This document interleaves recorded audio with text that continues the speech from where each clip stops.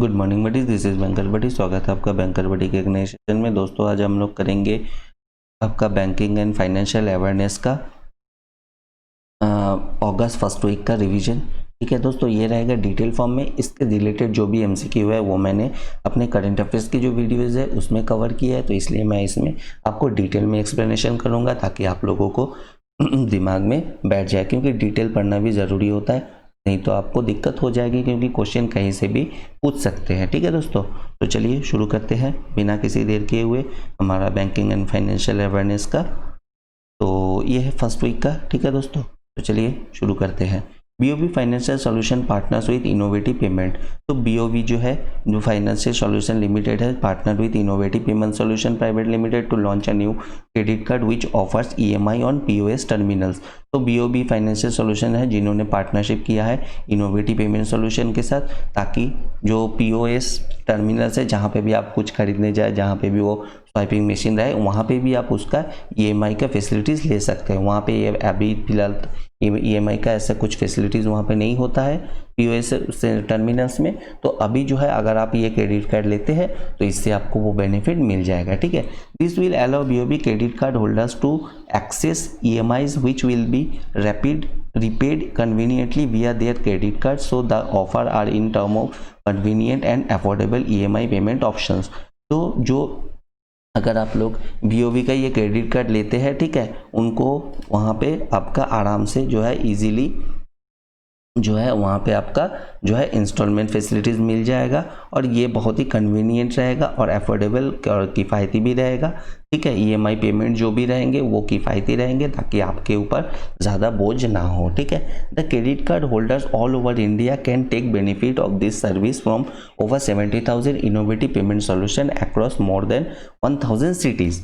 तो जो भी ये क्रेडिट कार्ड जो भी ओन करेंगे, मतलब जिनके पास भी रहेंगे, वो करीब 70,000 जो इनोवेटिव पेमेंट सॉल्यूशन है, जो कि 1000 शहर में जो है वो पूरे फैले हुए हैं, उनसे ये फैसिलिटीज़ अपना ले पाएंगे। ठीक है, तो ये जो है अब अच्छे से समझ गए होंगे कि यहाँ पे किस तरीके का जो है ये क्रेडिट कार्ड लॉन्च किया गया है। चलिए अगले न्यूज़ में चलते हैं। ठीक है, virtual museum of security market. The security and exchange board of India, SEBI जिसको कि हम लोग जानते हैं, has decided to develop a virtual museum of security market in India. तो उन्होंने, सेबी जो है उन्होंने एक डिसाइड किया है कि एक वर्चुअल म्यूजियम जो है आपका इंडिया में बनाया जाएगा, एक तैयार किया जाएगा। To build this and develop virtual museum, SEBI has invited expression of interest EOI from various agencies. तो जो ये म्यूजियम जो है ये तैयार किया जाए, इसके लिए जो सेबी ने जो है वो इनविटेशन दिया है। बहुत तरीके के जो आपके वेरियस एजेंसीज है जो कि इंटरेस्ट दिखाते हैं इसके ऊपर, उसको इनविटेशन दिया गया है। The virtual museum will be online platform which will display the history of the innovation evolution of security market in India। तो वर्चुअल म्यूजियम क्या होगा, ये एक ऑनलाइन प्लेटफॉर्म होगा। ठीक है, और यहाँ पे जो है पूरे सिक्योरिटी मार्केट जो हमारे इंडिया के जो कब से कब शुरू हुआ, किस तरीके से ये डेवलप किया, किस तरीके से आगे बढ़ा, तो इसके डिटेल जो है, इसके आपका पूरे हिस्ट्री जो है हमारे इंडिया के सिक्योरिटी मार्केट के, वो आपके यहाँ पे मिल जाएंगे। ठीक है, आप यहाँ से सब इसके बारे में जान पाइएगा। चलिए अगले न्यूज़ में आरबीआई मॉनेटरी पॉलिसी अपडेट। ठीक है, आरबीआई ने अपना मॉनेटरी पॉलिसी जो है अपडेट किया है। The monetary policy committee MPC of reserve bank of India has release new updates related to monetary policy rates on 6 August 2020। ठीक है, 6 अगस्त 2020 को जो है नया मॉनेटरी रेट पॉलिसी जो है वो लाया गया है। As per the announcement by RBI governor Shashikant Das, the repo rate is kept unchange to 4%। तो शशिकांत दास जो कि हमारे आरबीआई गवर्नर है, उनके द्वारा ये बताया गया है कि जो रेपो रेट जो है उसको बदला नहीं गया है, उसको 4% पे ही रखा गया है। ठीक है, the reserve repo rate under liquidity adjustment facility is unchange to 3.35%। तो जो आपका रिवर्स रेपो रेट है उनको भी अनचेंज रखा गया, उनको भी बदला नहीं गया है, 3.35% रखा गया है। And marginal standing facility and bank rates is kept at 4.25%। और जो मार्जिनल स्टैंडिंग फैसिलिटी है, जिसको MSR बोलते हैं, ठीक है, उसको जो है 4.25% ही रखा गया है, मतलब कोई भी चेंज में इसमें नहीं लाया गया है, ठीक है। तो समझ गए आप लोग ये RBI मॉनेटरी पॉलिसी अपडेट्स को, इसको अच्छे से पढ़ लीजिए क्योंकि ये करंट पूछते हैं, कभी भी बैक वाला नहीं पूछते। तो जितने भी करंट है आप लोग हमेशा जब एग्ज़ाम होगा उसके जस्ट पहले जो लास्ट मॉनेटरी पॉलिसी अपडेट किया गया है वही आप अच्छे से पढ़ लीजिएगा क्योंकि वही वाला आता है, ठीक है, उसके पहले वाला मैटर नहीं करता है, ठीक है। तो अभी ये लास्ट अपडेट किया गया है इसलिए मैंने इसको लिया है, आगे अगर कोई फिर से अपडेट किया जाएगा तो मैं फिर से उसको इंक्लूड कर दूंगा, ठीक है दोस्तों। चलिए अगले क्वेश्चन पे, अगले न्यूज़ पे। Innovation Hub for Financial Sector in India by RBI. तो reserve bank of India has announce that it will be setting up an innovation hub in India.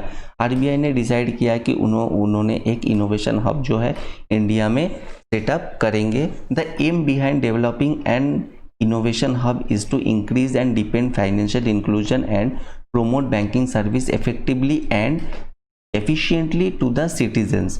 तो इसका एम, इसका लक्ष्य है इस इनोवेशन हब का कि ये अच्छे तरीके से जो फाइनेंशियल इंक्लूजन है, ठीक है, उसको आपका इंडिया में और बेहतर करेगा और बैंकिंग सर्विस को जो है उसको और आगे ले आएगा और अच्छे तरीके से किस तरीके से सिटीजन्स को जो है अच्छे बैंकिंग सर्विस प्रोवाइड कराया जाए उसके ऊपर काम करेगा, ठीक है। It will be acting as the finance related idea creation center.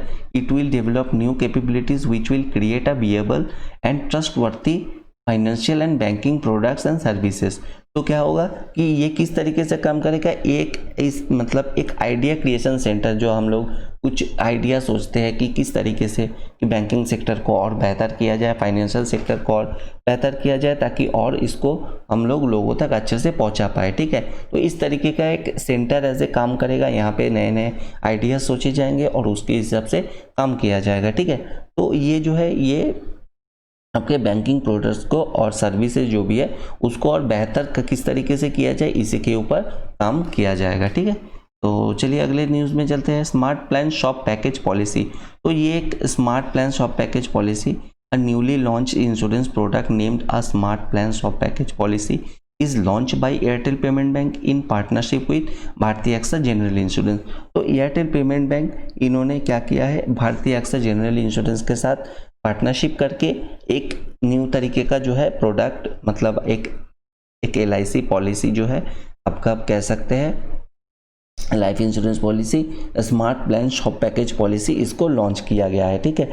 The smart plan shop policy will offer financial protection to banks, retailers and merchants. तो ये smart plan shop package policy जो है ये क्या करेगा, एक फाइनेंशियल प्रोटेक्शन, एक आर्थिक जो है वो सुरक्षा प्रदान करेगा जो बैंक्स, रिटेलर्स एंड मर्चेंट्स जो भी इसको लेगा उनको, ठीक है। The financial protection in case of asset damage inside the shop और to accident like fire outbreak, earthquake etcetera will be offered.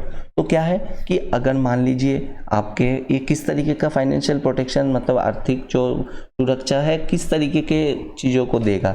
जैसे आपका एक दुकान है, ठीक है, दुकान के अंदर बहुत सारे सामान रखे हुए, मान लीजिए कि वहाँ पे आग लग जाता है आपके दुकान में, ठीक है, या तो अर्थक्वेक आता है, उससे जो है आपके जो भी चीज़ें रहेंगे उसको जो डैमेज होगा, ठीक है, उनको जो है उसके लिए जो भी डैमेज होगा आपको उसके लिए आपको वो पेमेंट मिलेगा अगर आप ये प्लान्स जो है आपके लेते हैं, ठीक है।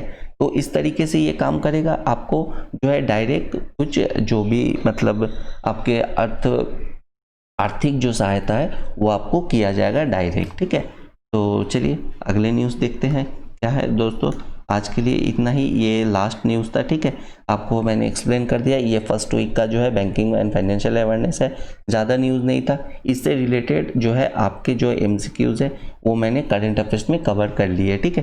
तो आपका वीडियो देखने के लिए बहुत बहुत धन्यवाद, ठीक है। मैं आपका इसीलिए ज़्यादा से ज़्यादा कोशिश करता हूँ कि जल्द से जल्द वीडियो छोटा रहे और जो है अप टू द मार्क जो भी एग्ज़ाम पॉइंट ऑफ व्यू से जो भी आने वाले हैं वही मैं इंक्लूड करता हूँ, फालतू की चीज़ें मैं नहीं करता ताकि आप लोगों को जो है टाइम बर्बाद ना हो, ठीक है।